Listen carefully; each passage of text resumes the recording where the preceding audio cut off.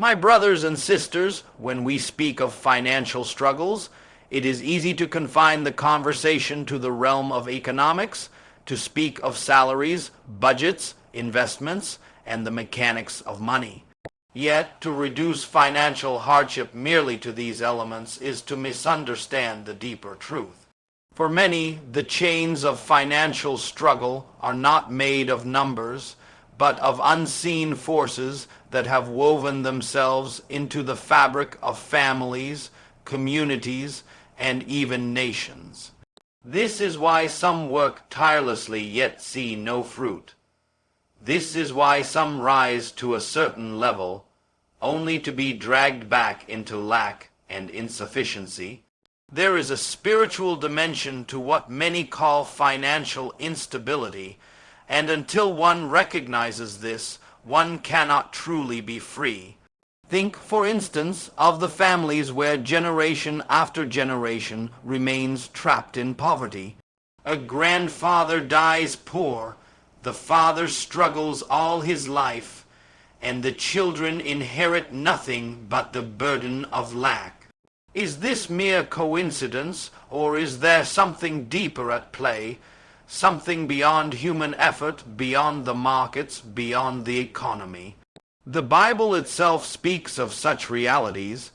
It tells us that Christ has redeemed us from the curse of the law, yet many continue to live under patterns of limitation. This paradox should awaken our curiosity. If redemption has been provided, why do so many still live as though bound? It is because knowledge not acted upon is as good as ignorance. People perish not for lack of effort, but for lack of knowledge. Let us examine the psychology of bondage. A person under a financial curse may believe they are free, yet their life demonstrates otherwise. They labor diligently but never see progress. They save, yet unexpected calamities drain their resources. They invest, yet what they touch collapses. Over time, this cycle creates a mindset of defeat. They begin to believe poverty is their destiny. They adjust their dreams downward, they silence the voice of ambition, and slowly they become captives in their own minds. You see, the most dangerous prison is not built of walls and iron. It is the prison of the mind, where a person accepts chains as normal. But my friends, let us elevate the conversation further. Poverty and financial curses are not merely personal afflictions, they are communal tragedies.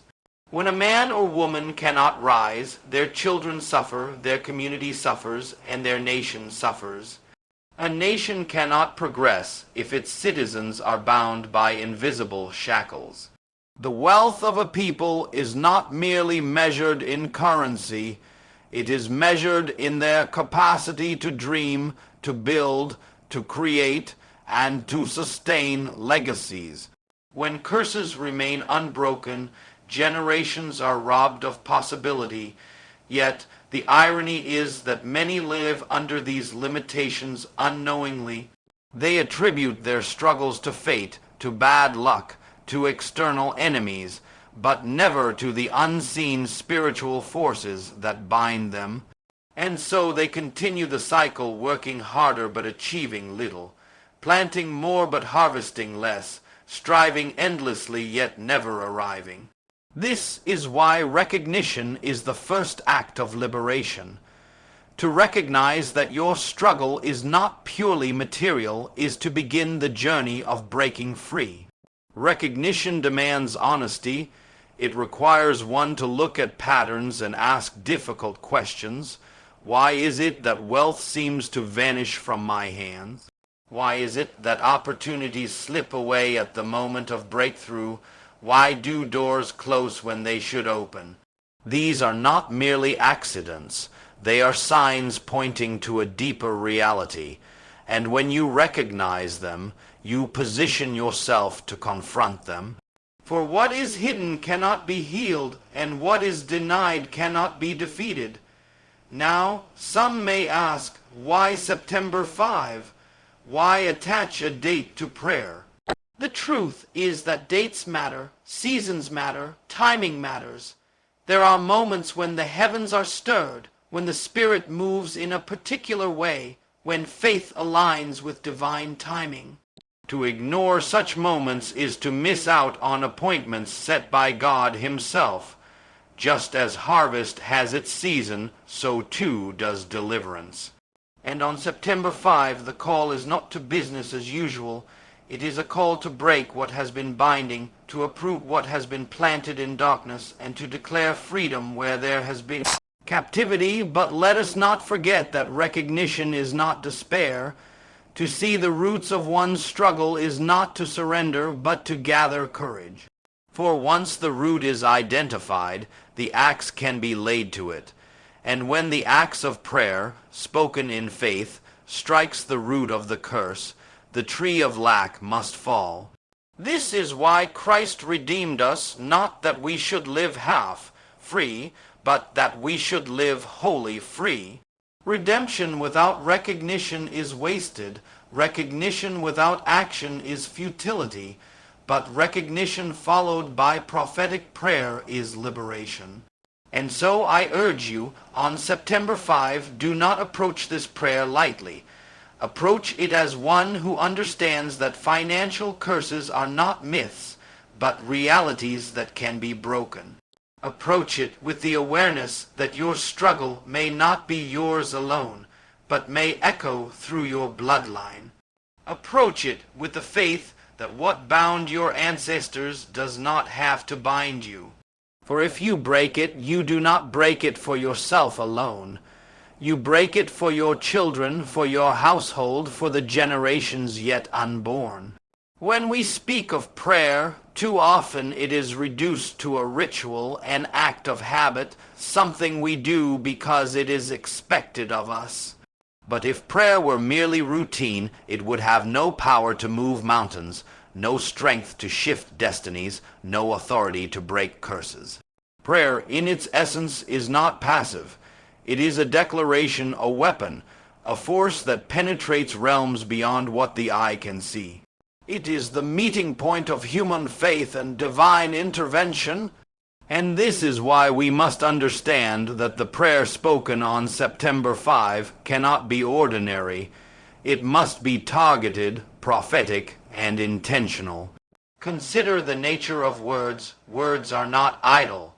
Words are seeds, and every seed bears fruit according to its kind. Scripture reminds us in Job 22:28, "You shall decree a thing, and it shall be established." Notice, it does not say you shall wish a thing, or you shall think a thing, but you shall decree. To decree is to speak with authority, to declare as one who understands that heaven backs their words. Words, when spoken in faith, are not mere sounds in the air. They are laws set into motion, spiritual commands that reorder reality. That is why curses endure across generations. They are words spoken in darkness, decrees established in the unseen, taking root in families and societies. And if words built the curse, then words must break it. But not all words carry equal weight. The prayer that liberates must be more than casual repetition. It must be prophetic. A prophetic prayer is not about eloquence. It is about alignment.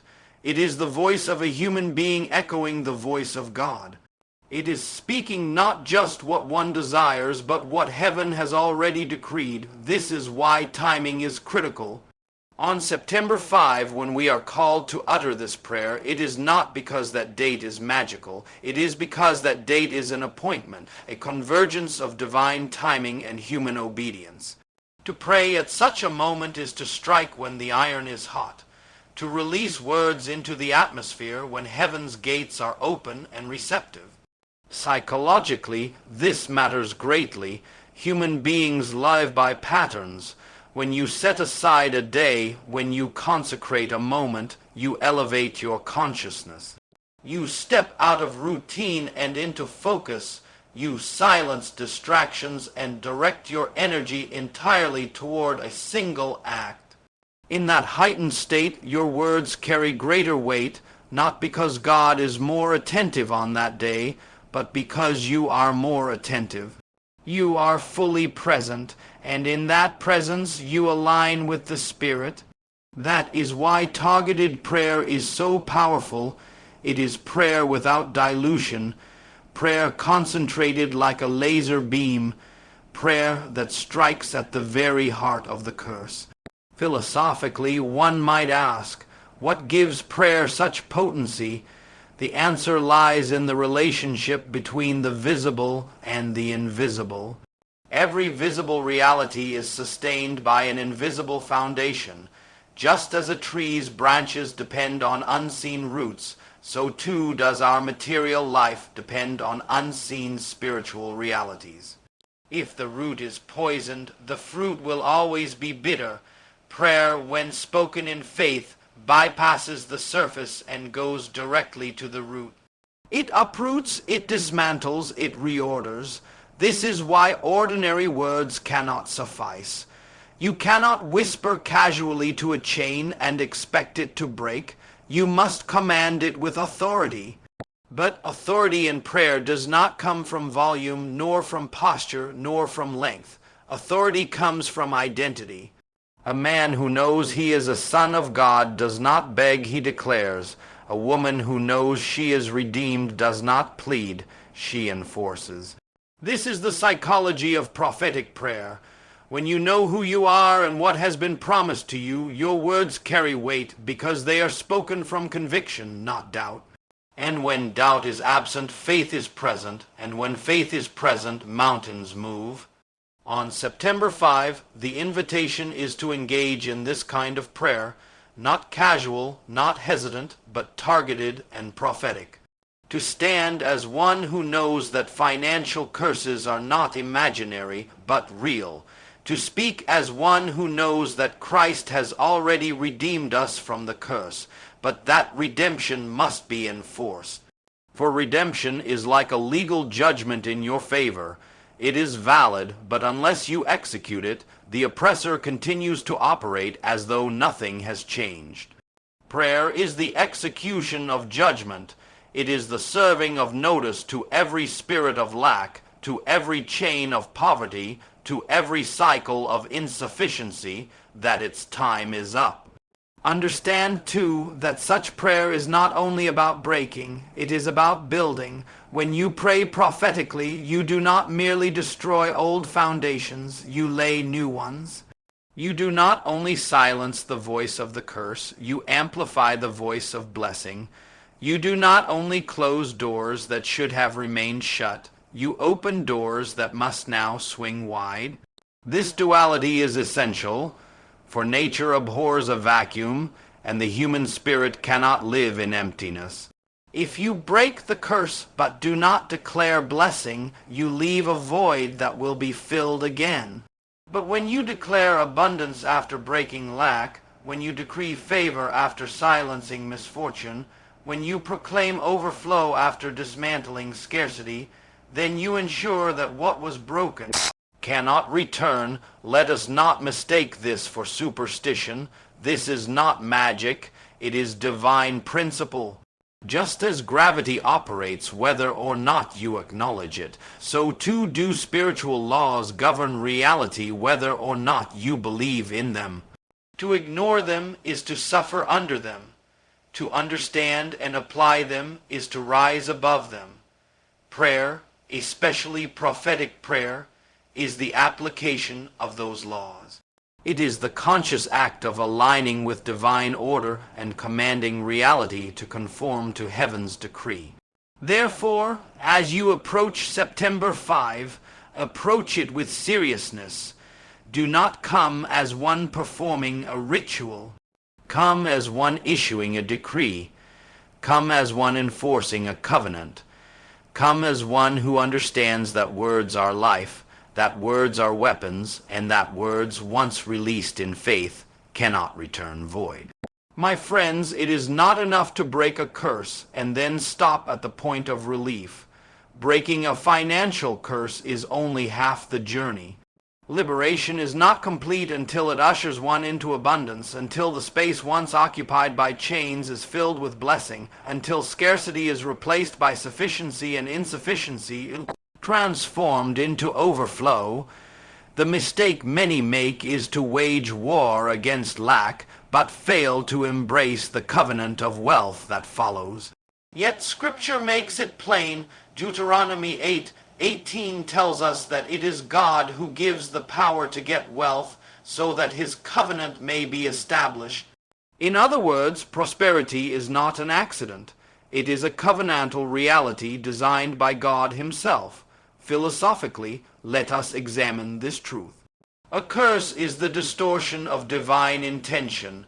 Poverty is not natural. It is an aberration, a disruption of the original order. In the beginning, man was placed in Eden, a place of plenty, a place where fruit abounded and lack was unknown. That was the original blueprint. To break a curse is to return to design, but to walk in covenant blessing is to move beyond survival into flourishing. This is why it is dangerous to pray only for debts to be canceled or for daily needs to be met. That is important, yes, but it is insufficient. The God of abundance does not deal in crumbs. He deals in overflowing cups. He is not the God of just enough. He is the God of more than enough. Psychologically, the challenge lies in shifting the mind. A person delivered from a financial curse can still think like a prisoner. They may have stepped out of Egypt, but Egypt has not stepped out of them.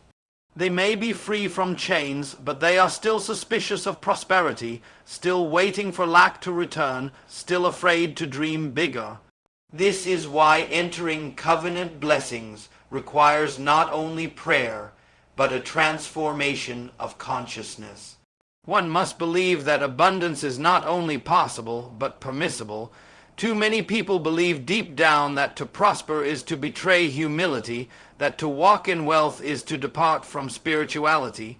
But this is false theology. Wealth in the hands of the righteous is not greed. It is stewardship. It is the capacity to build, to give, to transform lives, and to establish God's purposes on earth. Philosophers speak of the principle of replacement, that nature abhors a vacuum. Spiritually, the same applies. When curses are broken, something must replace them. If lack departs, abundance must arrive. If poverty is uprooted, prosperity must take root. If insufficiency is silenced, sufficiency must speak. Otherwise, the void left behind becomes an invitation for the old curse to return. This is why covenant blessings matter. They are not luxuries, they are safeguards. They ensure that once you rise, you remain standing. Think of it as a legal transfer. When Christ redeemed us, he did not merely cancel the debt, he credited our account. He did not only silence the accuser, he gave us an inheritance. That inheritance is the covenant of wealth, not for vanity, but for testimony. For when a believer prospers, the nations take notice. When a family once bound by lack rises to abundance, the children testify of a living God. When an individual breaks cycles of scarcity and begins to build legacies, the world sees the hand of the Almighty at work. This is why the enemy fights prosperity with such aggression, because prosperity is not just personal, it is generational, and it testifies louder than words. Now, consider the communal implications. A blessed individual feeds their household. A blessed household transforms a community. A blessed community strengthens a nation. A nation strengthened by righteous prosperity cannot be manipulated by debt, cannot be enslaved by dependence, cannot be weakened by scarcity. This is why the covenant of wealth is not selfish, it is strategic. When you step into abundance, you do not rise alone, you lift others with you. And here lies a deeper psychological truth. To enter covenant blessings, one must reject the scarcity mindset. Scarcity whispers that resources are limited, that if one prospers, another must lack. Abundance declares that there is enough for all, that God's provision is inexhaustible, that wealth multiplies when rightly stewarded. Scarcity leads to fear, hoarding, and envy. Abundance leads to generosity, creativity, and multiplication. To embrace the covenant of wealth is to shift from survival to stewardship, from fear to faith, from selfishness to service. But let me caution you, covenant blessings are not automatic. They require alignment. Just as curses are enforced through patterns of disobedience, blessings are activated through patterns of obedience. It is not enough to pray for overflow. One must also live by principles that sustain it: integrity, diligence, generosity, faithfulness. These are not optional extras. They are the keys that unlock and preserve covenant wealth. Without them, one may rise temporarily, but the fall will be swift. With them, prosperity endures and multiplies. As September 5 approaches, remember this. The prayer you will speak is not just to break, but to build, not only to cancel, but to create, not only to silence lack, but to activate abundance. To stop at the breaking is to stop halfway. To enter covenant blessing is to complete the journey.